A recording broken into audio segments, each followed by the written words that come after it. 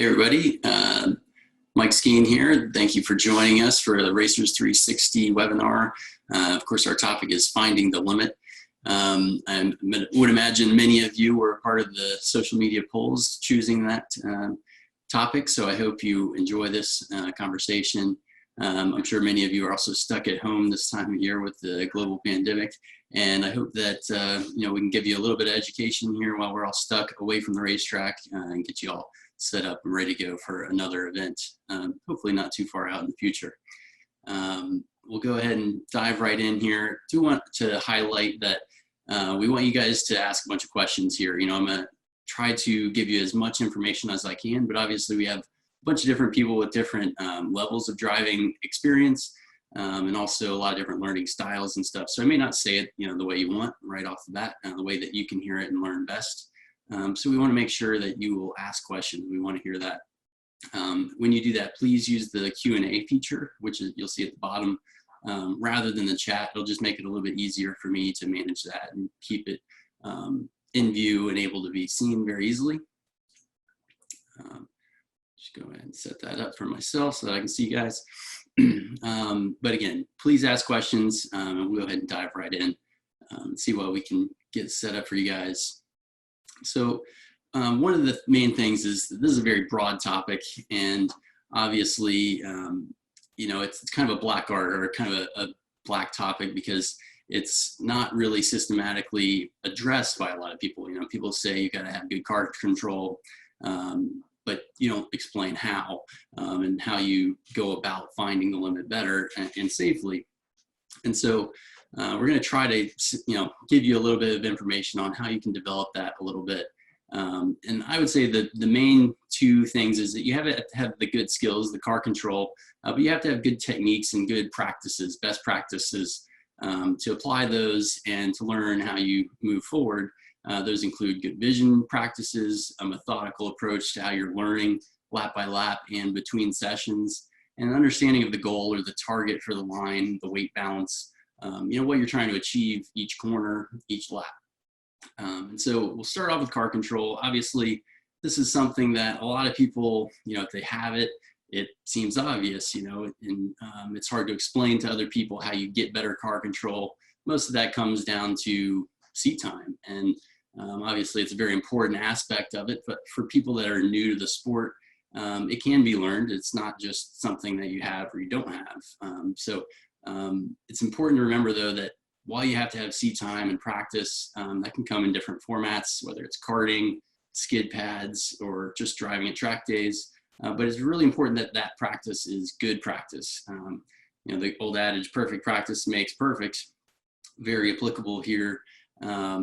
Because if you're just driving around and not reaching the limit, if you're just turning laps, you're not going to learn better car control. A lot of people they come to track days later in life and just have a fancy car. They want to learn how to drive it. That's great.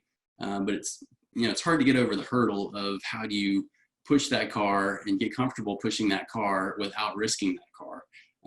Or even people that start, in something less or, more easily attainable. It's still, it's not something that you typically want to tear up.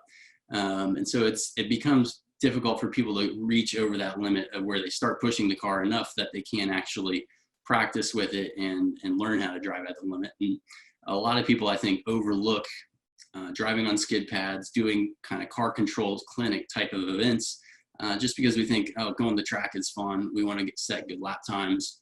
We want to go out and have fun at the racetrack. But a lot of times to really get to that next level, you have to have that level of practice where you are feeling the car, getting it to the limit, getting over the limit a lot of times, and working with that. If you're just driving around with your electronic nannies, your traction control and everything working like that, then you have a hard time, maintaining that level and getting as far with it. So we want to be able to exceed that limit in order to ultimately learn where the limit is. Without scaring ourselves. If we're just driving around 80–90% of the limit and never reaching oversteer or, significant amounts of understeer, then if we do get to that moment, it's a big scary moment, it's frightening, and we're not learning in that period. So we need to make sure that we're kind of anticipating that and able to learn from it at the same time. And so again, if we can start with a vehicle where we're a little bit more comfortable with it, or in an environment where we can push it a little bit harder with less risk, then it's always a little bit more helpful. But even if you're always going to track days, it's a good idea to pick areas of the racetrack where you have a little bit more runoff, a little bit slower speed corner where you can work on things and be able to push and be able to get to that basic understanding of understeer and oversteer.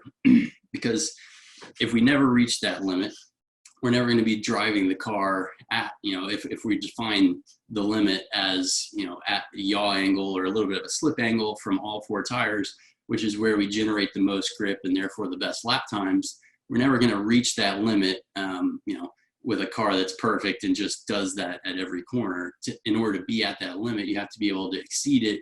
And the most ideal way is to be able to exceed a very small incremental amounts and be able to come back to the limit immediately. So it's very critical that we are feeling understeer and oversteer.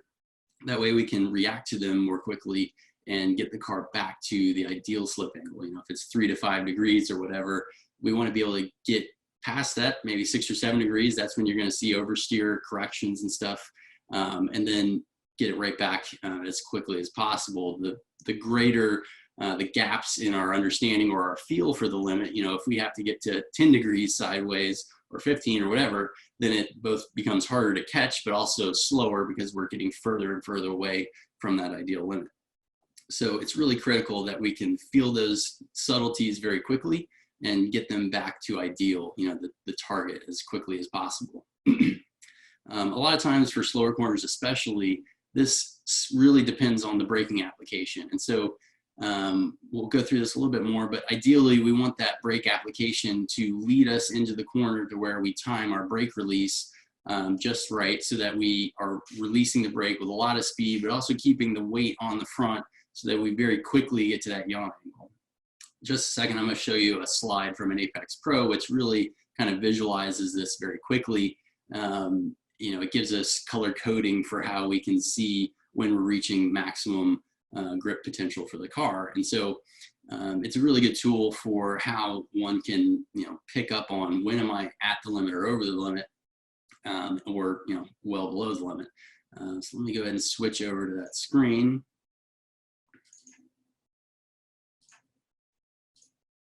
All right, so this is VIR turn 1 with a driver of pretty, advanced levels. I would call it advanced intermediate perhaps, but they're still leaving a bit on the table. And so what the colors here mean, if you've never looked at any of this, it's a visualization for their Apex score. You can see down here at the bottom, which is basically an algorithm to tell you when you're filling out the traction circle. And so we're going to get to that too, but when you're maximizing the grip of the car. So it understands, all right, you've braked really hard somewhere on the racetrack, you can get to 1G or whatever it is for your car. So anytime you're at a G combined, will go green. And then when you're under that, you'll go yellow or red. And so you can see they get on the brakes fairly hard early. They kind of ease off in the middle, brake again a second time. And then as they start turning in, they're off the limit a little bit. They're yellow, red briefly, and then back to green. And so I'm going to play this through. You'll see the little dot crawling along there. And then you can also see that Apex score visualized down here. And they go to a couple red dots as they turn in, and then back towards green as we get towards the apex and start accelerating off the corner, get all the way back to full green there for a minute. And then we're going to switch to the next, which is another driver, more advanced. We've zoomed out a little bit. The red here is just at the end of the straightaway before they go to the brakes. And then you'll see as they go to the brakes here, goes green.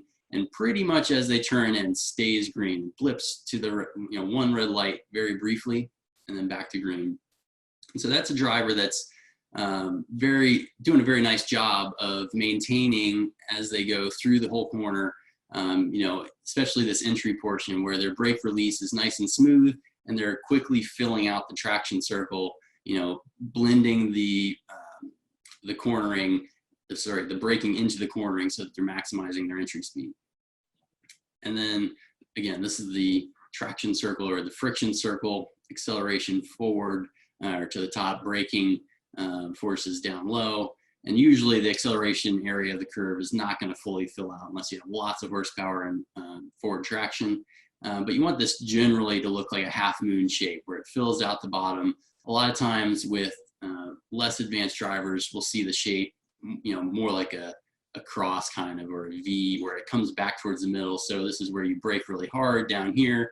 And then as you transition the corner, you get that yellow or red in the Apex score on the Apex Pro, where you're kind of releasing too early, letting off the brakes. And that's where this starts coming in before you start laterally loading the car. So we want to see that, a little bit smoother, where the transition fills out the front a little bit, which is really critical. And so that whole brake application point really is a critical element for learning to drive more at the limit.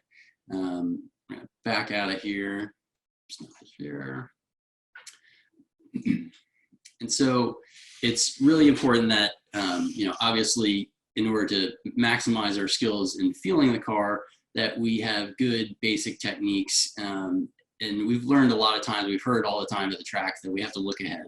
And it's very difficult to explain why until you do it and you feel it, and you kind of evolve to the point where you're thinking ahead of the car enough that you can start to realize, okay, I'm not looking far enough out to anticipate early enough, what the car needs at that point in time.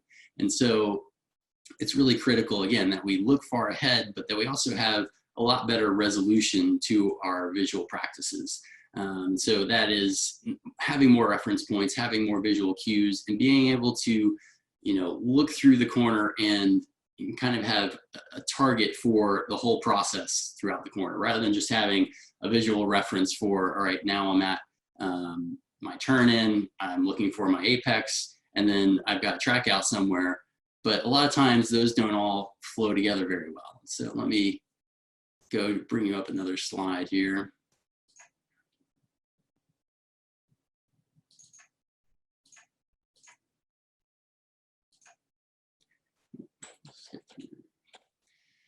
So here, again, this is turn 12, Road Atlanta. If we have, call it a turn in down here, an apex, and then a track out, obviously those are pretty critical points. And a lot of times at track days, we pick up on those because that's what, we're told. There's cones out frequently. And so those are where our eyes snap to. We might have 3 or sometimes 4 or 5 visual references throughout a corner. But it's really important that we pick up on steps between, because, say you end up turning in and then a little bit further down the road, you find yourself over this way. Well, that's just a little bit wide and not too bad at that point. But if you let that progress, it just keeps getting worse and ends up further out. And then you're much further off of your apex. This distance here obviously is much greater. Whereas if we can realize very quickly in incremental steps throughout the corner, I always tell people if they can kind of have a mental video of where they want the car to end up on an arc all the way through, then they can pick up on what they, when they're just a little bit off. And so if we go to the next slide, if we have, every 10 feet or so a reference point, or at least we can visualize the arc, if say we only have a reference point at the end of this concrete patch, and then there's another one down here, if we can string those along in our mind, then we can see that whole arc for where we want to be. And if we get off just a little bit down here at the first one, we can correct for that very quickly. And so, again, if the resolution for our mental picture where we want to be is a lot tighter, then we can make smaller corrections much earlier in the corner so they don't become bigger problems further out. And, a lot of people that have coached have heard this many, many times, because you want to be able to anticipate a lot earlier where the car is going to go, where you're going to end up, so that we don't, there we go, there's the top. So again, this is a very long corner here. We want to be able to see exactly where we're going to end up nice and early. Again, the last frames, the car was roughly over here just at the end of the curb, and we were looking at this concrete patch. And just for a scale of reference, you can see these semis down here. This is several hundred yards between each of those first 3 reference points, and a lot can happen in those times. But again, if we can have a reference point every couple of car lengths, then we don't get far off. And that way, again, we can keep the car at a limit, but also on the right trajectory, so that we don't have to get far off in order to find where the limit is. Now, let me get out of there.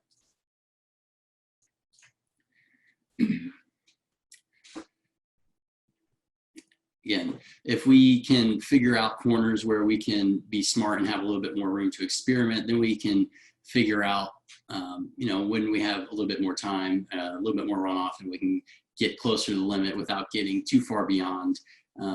There's another example later in this slide that I have where a driver gets very far off because of a very small mistake. And so they, again, then chase the car and get lucky in this instance, but it doesn't always have to be that way. Again, if you can see far out, really far ahead, then you can anticipate much better. And like I said, a lot of times this all starts on the brakes. So we need to be able to have the car laid on the brakes, but I don't feel like there's, you know, a lot of people will say that you have to be able to go beyond the limit very far in order to feel where it is, or sometimes risk crashing the car or going off track. I don't think so. I think you can exceed the limit of the car and still keep it on the racetrack a lot of times. You just have to have smaller incremental changes in where you're changing your brake point. And so, like I said, how that brake point sets up the whole rest of the entry and later points of the corner, we therefore have to make very small incremental changes with where that initial braking point is and be consistent with how we're applying the brakes, so that we know, you know, if we don't want to be changing the brake pressure and the brake point, because then that can lead into many different variables as to what our entry speed is and how we're balancing the car. We want to be able to feel where the weight is on the car, whether it's far enough forward to turn the car, or, you know, if we're creating an oversteer, perhaps if the car has that tendency, if you're too much on the brake on the way in, you have to be consistent enough that you can feel that. And again, very small incremental changes so that you can get to the limit or exceed the limit in small amounts without finding yourself off the racetrack. I'm going to switch back over to slides.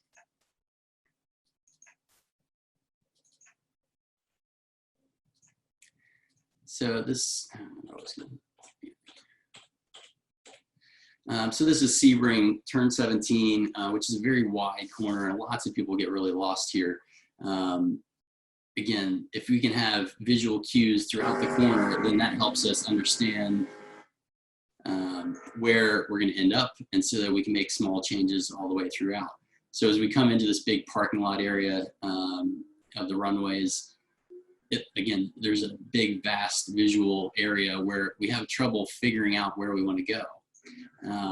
And so we have to be able to pick up on small reference points, and they can be different in different cars or for different people, but we don't want to drive into this big parking lot and then decide where we want to go. We want to have a visual picture of what we're trying to do, where we're trying to end up, whether it's the stripe over here that a lot of people use, or how close you're getting to the inside where it gets lighter on this portion. Obviously you can't see all the way around the corner, but you can pick up on where you are on each of these bumps. So, you know, there's this big black patch here. And like I said, there can be different visual references for every person and still be close to the same line. And so I typically point out a lot of the same ones, although there are small modifications for different cars and what the ideal line is. But you want to be able to keep the car very close to the line that you're looking for, so that, you know, when you get off just a little bit, you can make a correction and get it back without getting too far out of line and then having to make a huge correction. The smaller we can make changes throughout the corner, then we can, you know, correct for them much better. This is an example where, again, I don't think you have to exceed the track limits, or, you know, find yourself in the dirt or in a wall in order to, you know, find the limit of the car and the track. This is Paul Ricard, which probably most of you have not been to over in France. But this is my first time here at this racetrack. I've done a little bit of sim work, but I'm out on track trying to figure out where to go, how much entry speed I can carry.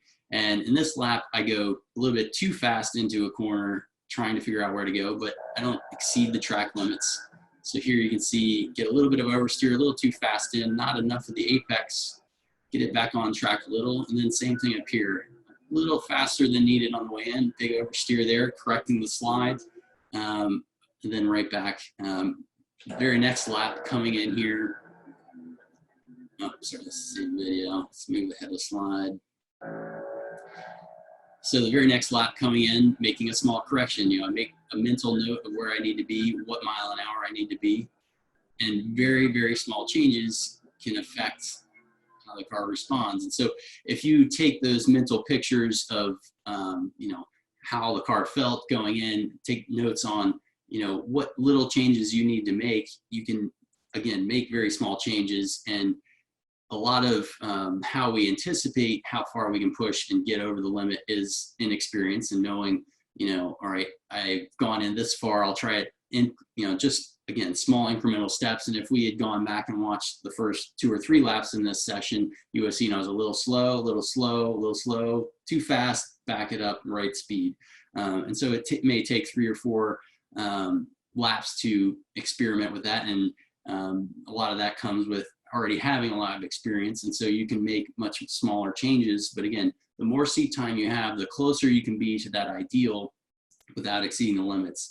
And again, all of it comes down to making small incremental changes all the time rather than taking big chunks. You know, a lot of times the brake markers may seem pretty close together at a racetrack when we're going down at speed, but if you walk them, you'll see they're 100 feet or 100 yards apart. And so we've got to make very small percentage changes between each one of those, not say I'm going to go half marker deeper or full marker deeper, because that's a really big change. We're talking about car length or so at a time to move that initial break point until you get to the point where, all right, now I can't make the apex. I'm still on the racetrack, but I couldn't make the apex. That means I was a little too fast. And so leaving everything else the same, my brake pressure and all that the same, I'm just going to move back my initial break point by half car length or a car length. And then, you know, narrow in on that, again, get better and better resolution to where we can feel, all right, we're getting closer, closer, closer. Now I've exceeded a little. Now I back it up again. This is another example, same racetrack, same session, I believe. Another section of the racetrack, very fast corner, top of 6th gear on the way into it, about 160, I think. Just a little bit oversteer over the bump on the way in, collect it, straighten up on the brakes, still on the racetrack, and a very fast car, very fast corner, still no big drama. And obviously this racetrack has a bunch of paved runoff. It's not a big penalty if you do exceed it, but even if there were grass or gravel or a wall there, we still would have been just fine. This is the very next lap. Just a small modification, a little bit of the brake pressure so I'm not moving as much weight. The car doesn't generate that oversteer. Nice and smooth all the way through. Again, if you go back and look at the data traces on these, they're very, very small incremental changes. And really that's the key, I think. And the more sensitive we are to the car, the better we can make, you know, educated guesses on how much of a change we need. And again, how you feel the car, how sensitive you are to that feel comes back to seat time and how aware you are of the car, how you feel the roll of the car, how you feel the yaw and how it changes direction, and thinking about how the weight balance, you know, affects all that. And being able to jump in different cars is something that comes with many, many, many laps and, you know, lots and lots of experience. But even if you're just learning your car, single track, or just a handful of tracks, the key is really becoming very, very sensitive to the feel of the car. And again, I really strongly recommend skid pad time or driving in the rain. A lot of people shy away from driving in low grip situations because they're afraid of what could happen. But it's no different than you would be in the dry. You just got to pick the areas of the racetrack where it's more safe. You can deal with it. Obviously, there's more elements to the visual practice there because you're looking for slick patches and puddles and all that, rivers crossing the track. But it all really comes down to how you feel the car. And in the rain, it happens all at a much slower situation. So you can get much more feel for the car. You get more typically reactions because the car is slipping more frequently. So you really can process and learn a lot more very quickly. Also, karting and simulation can be a good backup for that a lot of times, but it's really critical that you get very, very sensitive to the car so that you can adapt to it. So here we have another video. This is at VIR turn 3. First lap through, this driver goes through, looks pretty good, right? No big drama, looks pretty quick. And then we'll transition. This is the very lap after, coming out of turn 1 towards 2 and 3.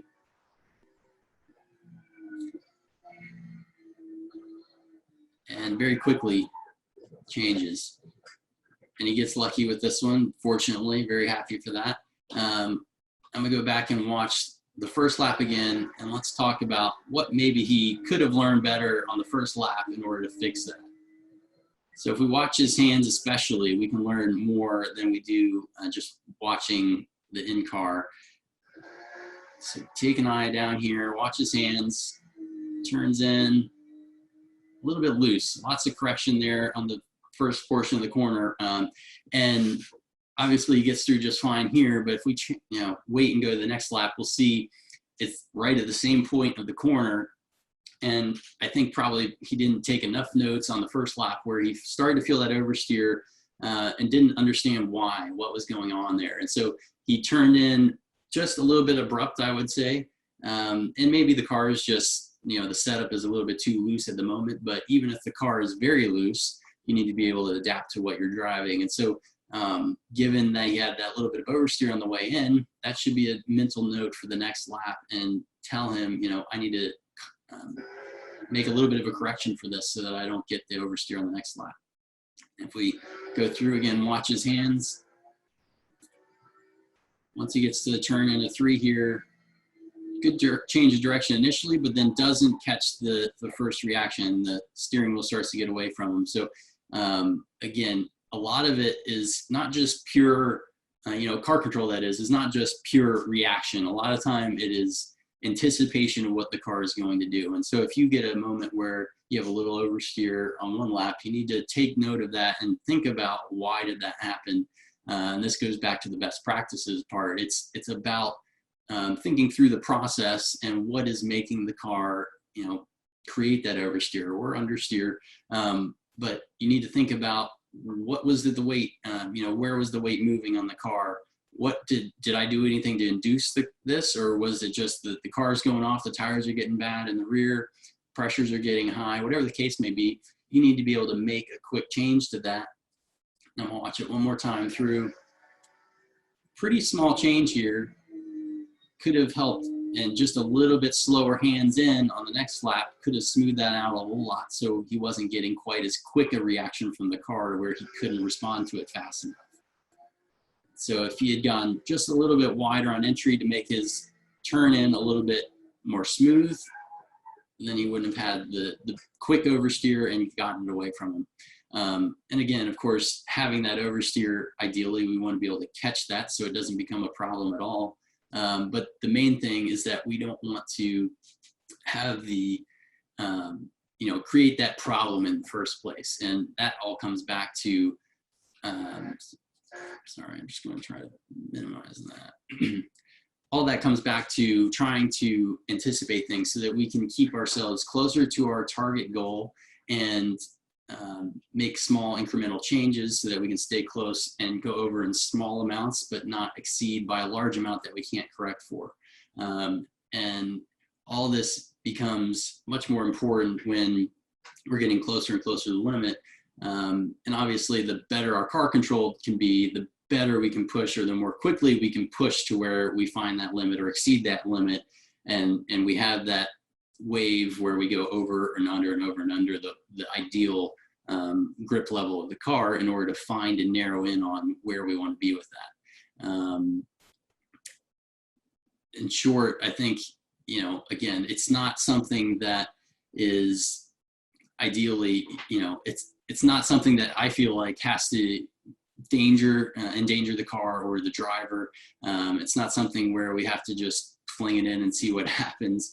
And certainly when the stakes are higher, where the track has less runoff or anything, that's definitely not a successful source, or a successful method that's going to end up being, serving us well. And so we have to be able to anticipate where we want to go, anticipate where the ideal limit is, and that way we can stay as close as possible and exceed in small amounts that we can correct for.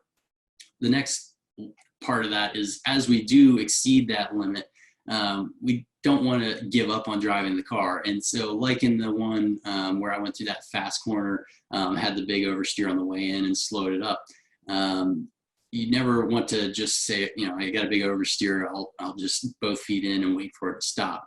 You always have to keep driving the car, keep looking where you want to go and not panic. And obviously, the more that you can do that, the more you can learn and apply to the next lap. And it's important in doing that that you don't keep your mind on that corner for too long. After it happens, it's gone. You need to focus on the next corner. And back when I used to do more right seat instructing, it would be pretty common that we go through a corner, the driver would make some mistake. I'd make a comment or wait to make a comment on the straightaway, but the driver would still be focusing on that as going, as they continue through another complex of corners. And it's important that you leave that mistake behind, get back as quickly as you can to that target, ideal line, and be able to maintain, your focus forward so that you're not, losing focus and losing more lap time on the next corners ahead. You want to be able to make sure that you're staying focused in current time, and then making note as, where you have a break on a straightaway or whatever. Think about what you just did, what happened wrong, and how you can make that happen better on the next lap. It's always important to be, continue developing so that you can maintain and improve throughout the session rather than just repeating the same mistakes over and over again. And another aspect of that is, I always tell people, if they find themselves making mistakes, they need to have the mental acuity to say, all right, there's a lot of mistakes here. This is getting a little too sketchy, or, I'm sure I'm getting tired. I'm making too many mistakes. I'm not making forward progress throughout this whole session. It's time to back it up, go in and see, look at the data, look at the video, analyze that video while I have time to think about it. I'm not trying to operate a car, because a lot of times there are good things to learn while you're sitting still looking at the data, and you can process things much more quickly and more in depth so that you can apply them as you go forward. Let's go ahead and dive into a few of the questions that we've got. We're about a half hour in. What about finding the limit in the rain? So again, a lot of that is the same. The lines are typically a little bit different, and it varies by racetrack quite a bit. So some of that is local knowledge that you'll have to take from somebody else or take from experimentation. And so most of rain driving is being able to adapt very quickly and reading and scanning situations a lot. So obviously any racetrack, and especially racing versus time trial or DE, where you have you're driving offline a lot more because of traffic or whatever, it still applies where you have to be adaptable and maximize the line, which is going to be different because there's a car in the way now. But in the rain, all that changes all the time because the amount of rain obviously is changing frequently. And again, like I said, different racetracks have different lines. So you have to experiment with, is it worth going offline at the apex in order to look for more grip, even though it's not the ideal line if you're just looking at it geometrically. You have to decide, is it worth the longer line or the tighter corner in order to go search out for more grip? Is it worth going around that puddle, or is it just shallow enough I can go through and it's not a big deal? Most of that is all scanning, but all of the same things apply as far as the car control itself. So a lot of times it can be hard, whatever poor handling characteristic your car may have, or tendency, not necessarily bad, but whatever the tendency of the car is, even if it's very, very good, if it understeers a little bit, it's going to understeer more in the rain. If it oversteers a little bit, it's going to oversteer more in the rain.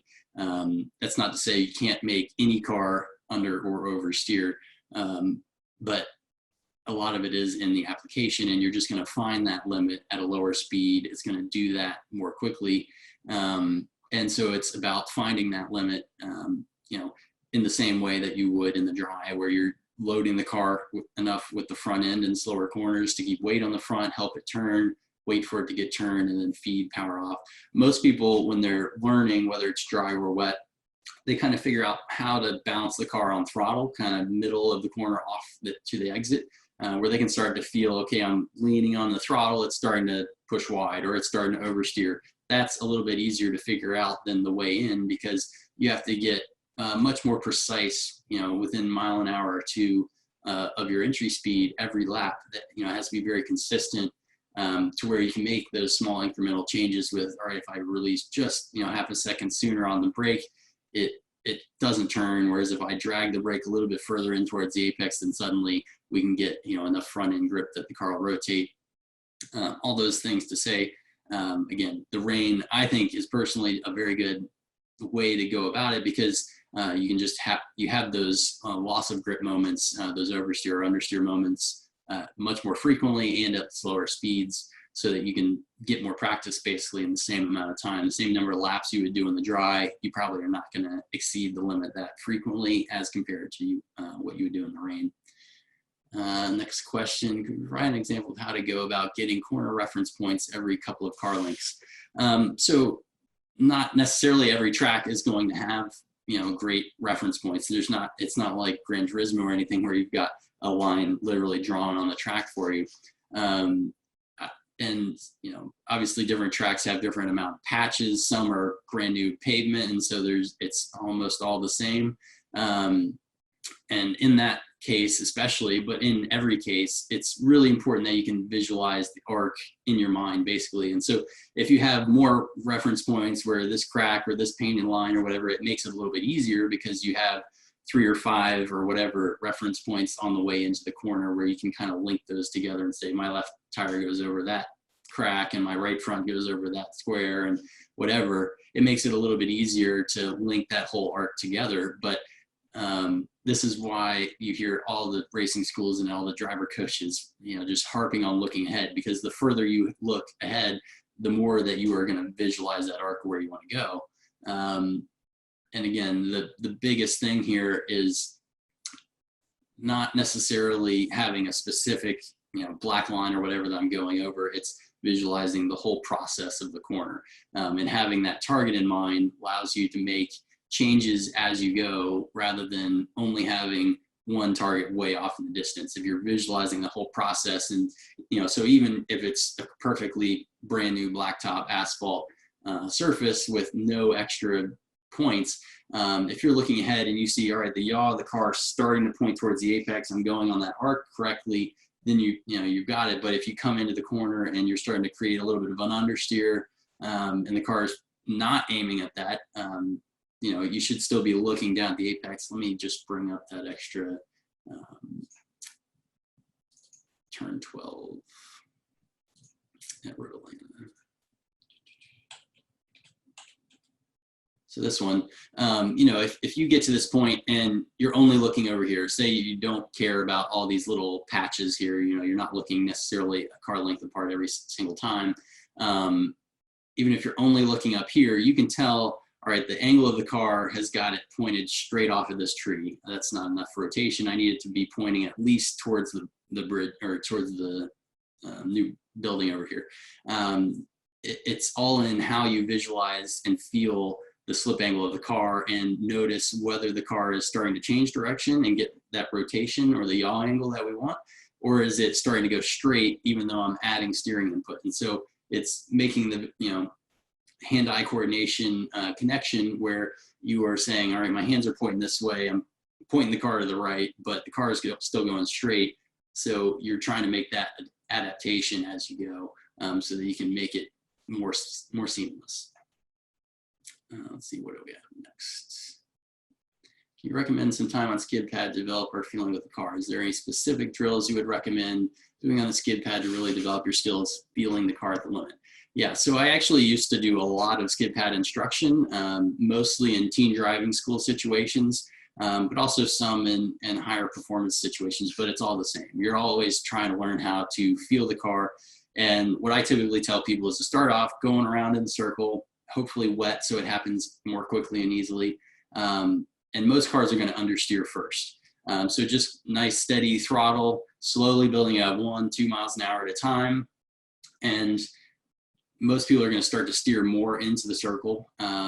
Even if you hold the steering input just exactly the same and you're really not even understeering, the car is going to start to open its radius just because you're taking weight off the front and engaging the differential. So that, assuming rear drive car, but even if it's front, that adding speed is going to make the car want to drift into a wider and wider circle. And so you start to feel the understeer first, get to where you immediately feel, all right, it's getting wider, I'm bringing it back in just by lifting, on and off throttle. And then what we do is typically induce oversteer, again, with a rear wheel drive car. If it's front, you can do it with a handbrake or something like that. But usually best with a rear drive car.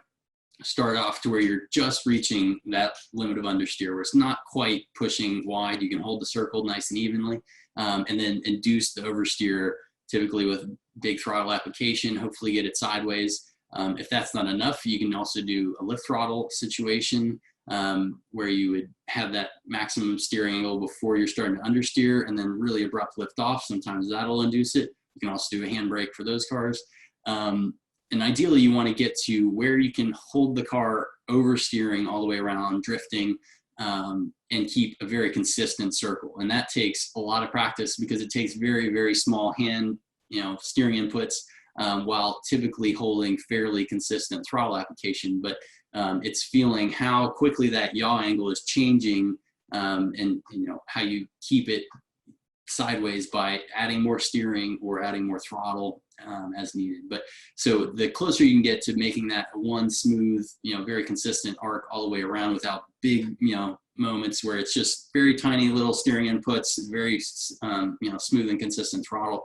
When you get to the point that you can do that and induce it, then you'll find on the racetrack, you can feel it much more quickly, because you'll be sensing the yaw so much more precisely that even though you're not trying to drift on the racetrack, you start to feel that much more precisely. Same thing with the understeer, although it's not as much fun typically on the skid pad. It's really important aspect of it, especially if your car tends towards that. If you're racing an understeering car, you really need to be able to feel that, because as soon as you get to the point where the car is not turning more, a lot of people still add more wheel, and that is never going to be helpful. It generally heats up the tires too much. And so it's a real negative thing, even though it doesn't have usually big dramatic problems on the racetrack. It's not helpful, and it doesn't make the car faster. Again, a lot of that takes seat time, but there are, at most racetracks, opportunities to do a skid pad. Even if there are not specifically events for it, you'd be surprised how cheap it can be to rent one, or just get a couple buddies in and do it. But yeah, highly recommended if you have the opportunity to do a skid pad at a driver school or whatever. Definitely take the opportunity to do so. Angelica says, I've been doing some rally school as cross training for car control. How do you feel that translates to road racing? Yeah, absolutely. It's great. Anytime you get a low grip situation, it's, an excellent tool for feeling the car. And, in the dirt, the same techniques don't necessarily apply as far as what makes the car go faster. Won't necessarily translate, but the feel that you get, and being able to feel when the car is in the proper amount of yaw, enough to rotate the car through a corner in the dirt, is important, because typically the car is going to want to understeer. But if you can create a little bit of oversteer, get that rotation, then you can pull out of the corner more smoothly. So it's definitely an important aspect. And again, while you're not going to try to drift the car into a corner on asphalt, it is an important way to figure out and get a feel for what the car is doing. Reg asks, on slicks, do you like to explore the limit with fairly fresh tires, or can you learn the car more with tires that have been heat cycled more? Great question. I think typically I suggest people learn more on old tires, just because it's less of a waste. Usually with a new tire, one, you're not going to get quite as much slip angle, or at least the ideal time is not going to be with a lot of slip angle. But also that freshness goes away very quickly. And so it's not necessarily important that you spend a lot of time on slick tires. Obviously the times are better, so everybody likes that. We're going faster, it makes you feel good, but a lot of times there's a lot to learn on older tires. So it's really important that you do both. But I tend to tell people to spend a lot of time on the older tire, run it until it's really done. And then, when you go to the fresh tire, all that same stuff will apply, except you have to be able to push that extra 5% more, or whatever it is. And so it is, in racing and stuff, it is really important that you do have enough practice time on a slick tire that how much extra you can push on that particular tire when it is brand new and fresh. And also you want to be able to time when the pressures come in just right stuff. So if you're setting up for a qualifying session, you want to have it set where you can, get that pressure right at the second or third lap, and be able to turn on your driving as well, so that all meshes and comes in right at the perfect time, to where you get the best out of that tire. But again, that part is not going to come back after 3 to 5 laps. Definitely important to get lots of seat time on the older tires, but definitely it's good to have at least a little bit of practice to be able to know when that qualifying or sticker tire is going to be just perfect. What else we got? Hi, Mike, can you suggest some drills or ideas to practice car control on the sim? Yeah, so mostly I think in the sim, it depends on which car you're in. And it depends a lot too on your comfort level with the car. So obviously something most similar to whatever you're driving in real life is probably more helpful. If you get into something with lots of downforce, really high speeds, it's probably not going to apply so much to a street car or DE car.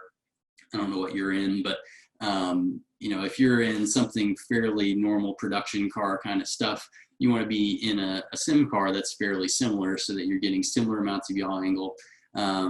Also, you can drive in the rain if there's a situation for that in your sim.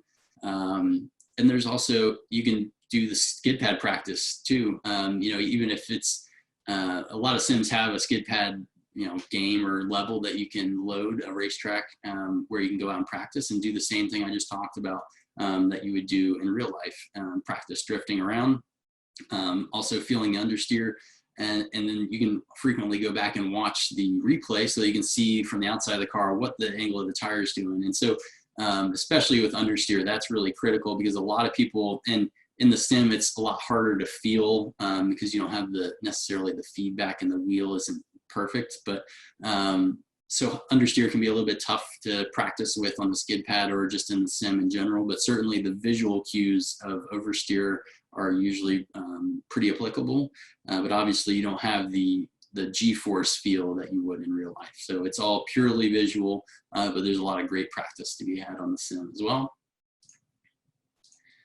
Next, do custom molded seat inserts help with feeling the car better? Debatable. I would say probably not really.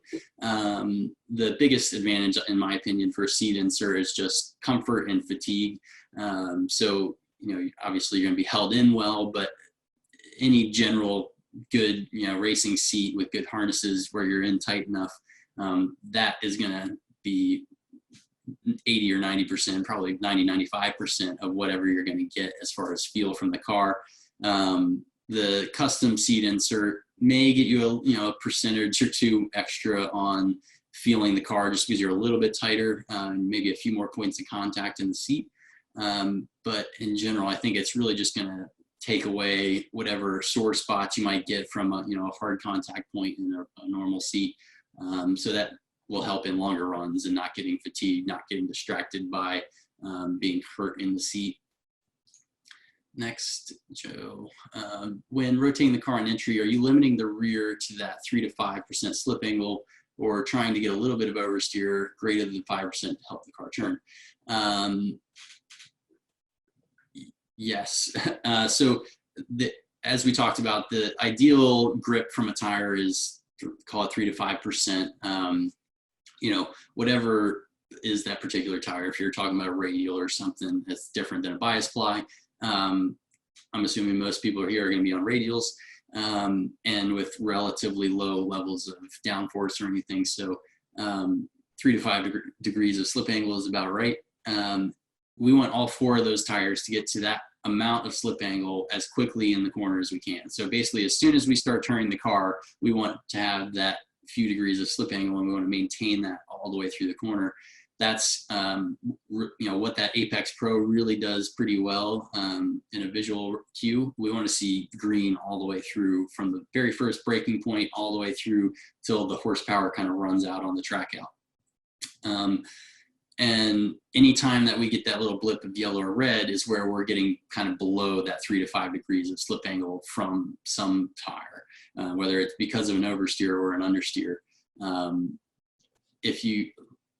So the short answer is no, we don't want massive oversteer, more than 5 degrees to get slip angle. But I would call rotation the 3 to 5 degrees. So when you're talking about rotating to point the car towards the apex, I would say that is within that 3 to 5 degrees of angle.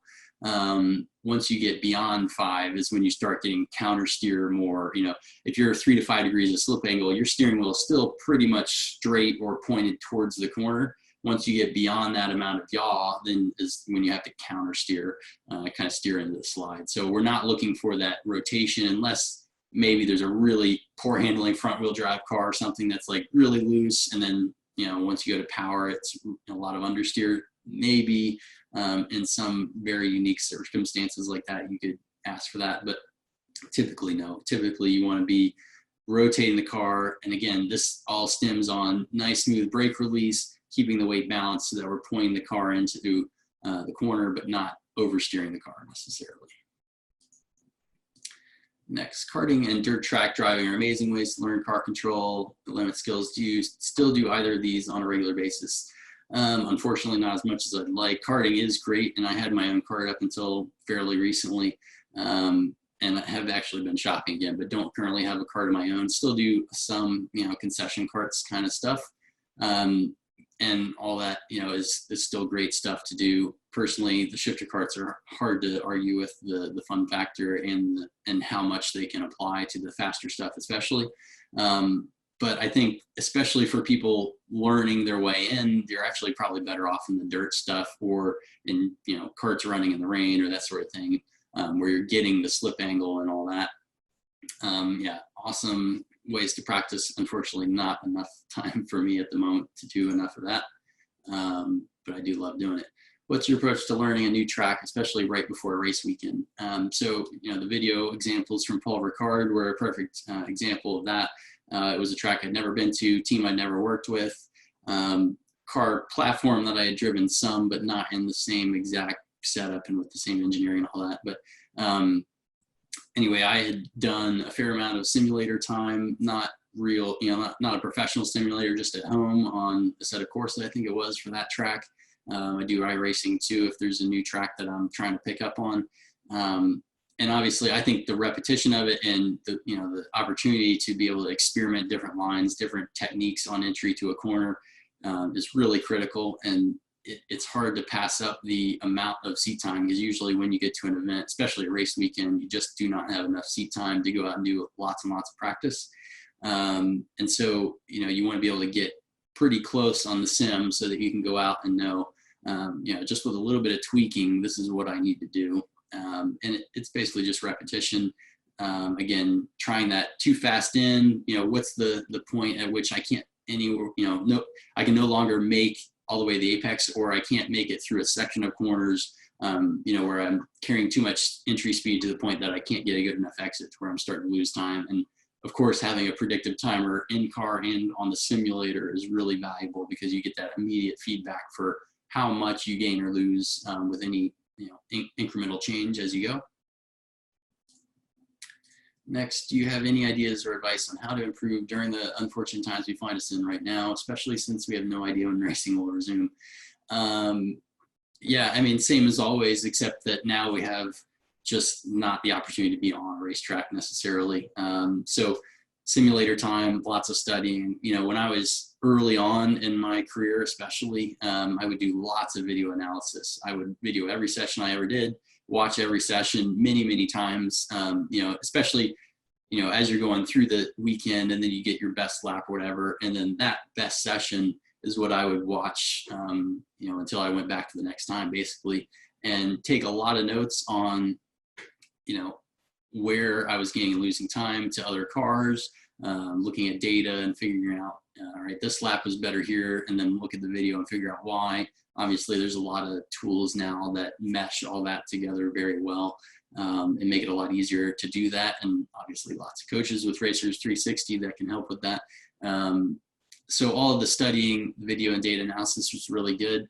We talked about simulator time a little bit, certainly practicing the racetracks you're going to or doing virtual skid pad time is really good. And then there are still some kart tracks and stuff that are still a little active for private and low number events. Obviously that changes depending on where you are. But you know, if you can't get to a physical racetrack, I think simulator time and studying data and video is really the best you can hope for. There's also some good books that can maybe make you think about it in different ways that you know, somebody saying something different than what you've heard before. I was trying to think, there's a Michael Crum book, K-R-U-M-M, I believe this is his last name. I forget the title right now. I'm sure it's on Amazon. His is one of the more recent books that I've read that I think talks about data a little bit. I've recommended it to a lot of people. It's a little bit more current. You know, Ross Bentley obviously has a great number of books and a lot of good information there. But Michael Crum's book, I think, was one that was much more recent, talks about a little bit more modern cars, and brings in the whole data analysis portion of it too, which I think does a really good job of making people think about, you know, where the gain and loss is and how you can play, you know, with, all right, if I'm a little bit more conservative on the entry this corner, I get a better exit. If I'm more, you know, if I'm harder charging on the entry, I might give up a little on the exit, but it's worth it over the sector. It helps you think about the whole process a little bit, I think. But certainly, you know, if you're restricted from physical driving, those are about the most you can do.